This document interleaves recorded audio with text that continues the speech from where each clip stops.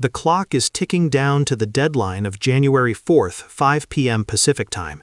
And while the major baseball world focuses obsessively on the next massive $300 million blockbuster, a far more critical drama is unfolding quietly in the shadows of the American League West, a $64 million question that will define the immediate future of one of baseball's most perpetually frustrated franchises and the career trajectory of one of NPB's biggest stars. This negotiation, this impending announcement by year's end, isn't just about slotting a slugger. It's about exercising a multi-million-dollar ghost and proving that smart, surgical spending can still thrive in the age of limitless money. Welcome back, baseball aficionados, to 615 Al Dia Baseball, where today we're diving deep into why Kazuma Okamoto isn't just a potential fit for the Angels. He's the calculated, perfect antitoxin to the Rendon disaster, and the ideal bridge for a franchise desperate for stability and contact. The narrative surrounding the Los Angeles Angels often defaults to trauma, particularly when discussing third base, a position historically cemented by the catastrophic Anthony Rendon contract, a $245 million anchor that has yielded historically negative value. But imagine finding the exact skill set they need, contact hitting, and a reliable third baseman for less than a quarter of that cost. That's Okamoto. The immediate surface-level argument for him being the Angels' heir apparent is the money. A projected 4-year, $64 million deal is precisely within the budget parameters that Angels ownership has seemed reluctant to exceed since the Ohtani departure. But the real argument is found in the statistical minutia. As one veteran scout who spoke on condition of anonymity put it, Okamoto isn't just a power hitter, he's a power hitter who refuses to strike out. His K rate hovers between 15 and 20%. That's elite contact ability combined with huge pop. This is where the specific data adds immense weight. NPB baseballs are notoriously dead compared to MLB spheres.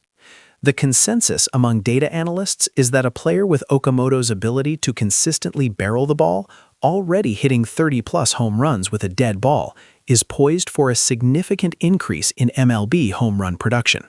His contact skills, honed by facing pitchers like Roki Sasaki and routinely smashing 100-mile-per-hour fastballs, suggest he will not suffer the typical velocity shock that plagues many international power hitters.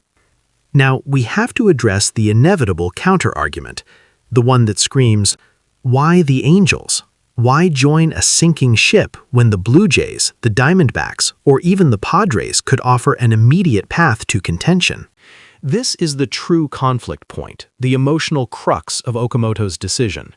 If the goal is maximizing WL record immediately, the Angels are not the choice. But if the goal is maximizing future earning potential and ensuring a smooth, productive transition to the major leagues, then the Angels become the strategic masterstroke. We keep telling guys like Okamoto, don't rush the pressure, stated Kenjiro Arai, a player agent familiar with the NPB to MLB transition. If he goes to a competitive market like Toronto or Boston and struggles in the first 2 months, the boos will be immediate and deafening. He risks tanking his next contract. The Angels, conversely, offer a unique, low-pressure cocoon. They already have Mike Trout, who draws almost all the media and fan focus. They have a staff accustomed to handling high-profile Japanese players.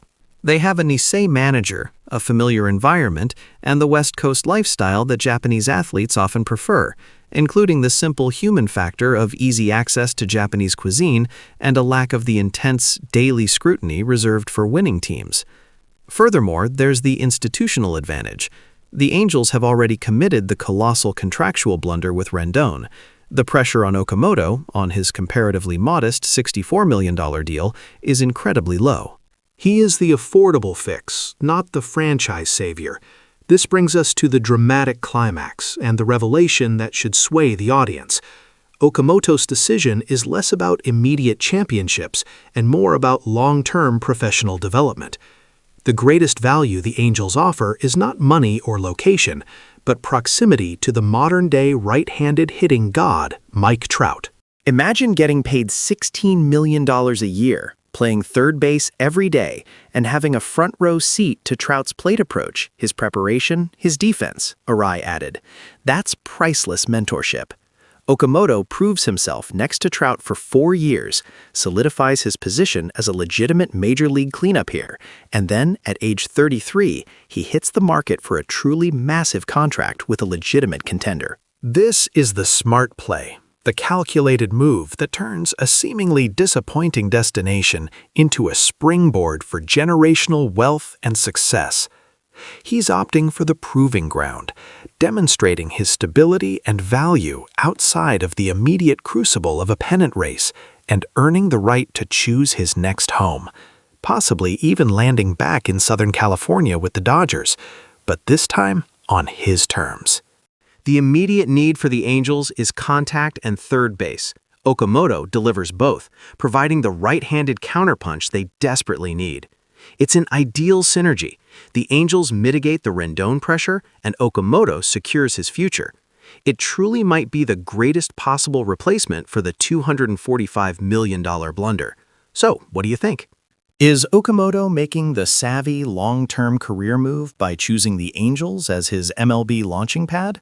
Or should he prioritize immediate World Series contention with a team like the Blue Jays or Diamondbacks? Let us know in the comments below.